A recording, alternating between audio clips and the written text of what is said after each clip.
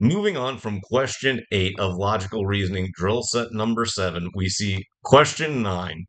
And as always, we've got a highlight tool ready to go, and we're going to engage the question stem first to identify the task. 9 stem reads, the above statements, if true, most strongly support which one of the following? So when we've got statements that support an answer choice, it means we are looking at an inference task. So we're going to use all 3 of our highlighter colors to distinguish the facts presented on the left-hand side, understanding that there is not an argument we need to evaluate nor a conclusion to highlight. So we're going to just begin reading, and once we find a statement that kind of stands alone, just highlight it as we go to differentiate our facts.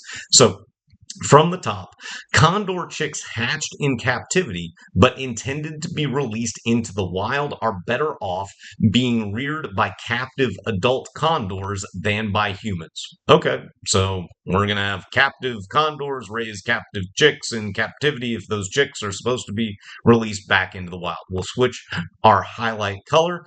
Although the chicks are at greater risk of injury from adult condors than from trained humans. So that's just another statement of fact, and you might ignore the contrast indicator. It's not really necessary as we consider these statements of fact independently. We switch our color for the final statement.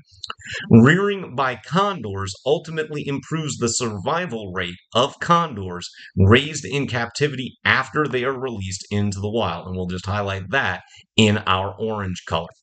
So now we're just looking for an answer choice that is 100% guaranteed to be true based on these 3 independent statements of fact, and we can consider which color statement is most relevant to the answer choice to help expedite and focus that evaluation.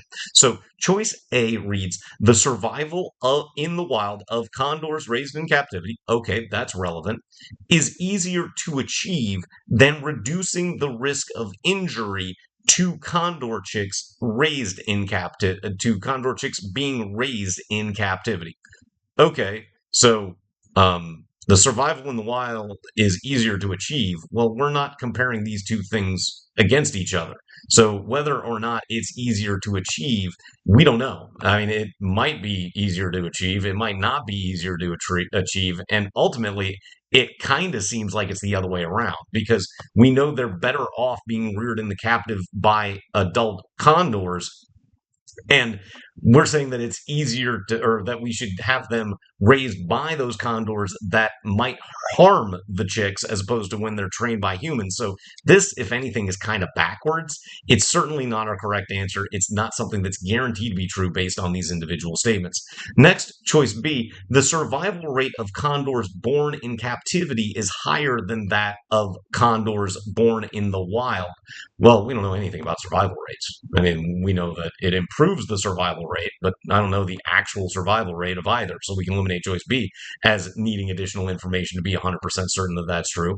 Then choice C, captive condors raised in the wild use the same parenting techniques as condors raised in captivity. Wonderful. Parenting techniques, I don't know how condors parent.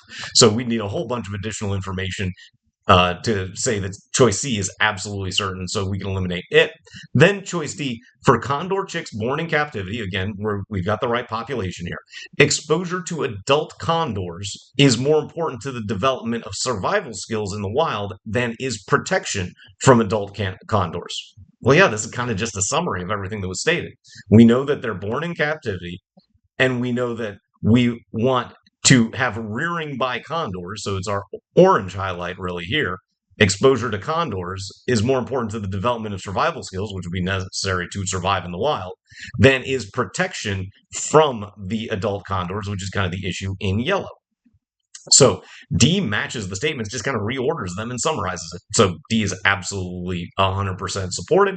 And then choice E, condors born in captivity only rarely survive after being released into the wild. Again, we can't say that they only rarely survive. That would require additional information. And of course, our correct answer is D. And hopefully you can see how careful highlighting of the statements can help you engage everything in the LSAT interface as opposed to needing to take any sort of handwritten notes or even worse, conditional statements that are completely unnecessary to answer a question such as this one.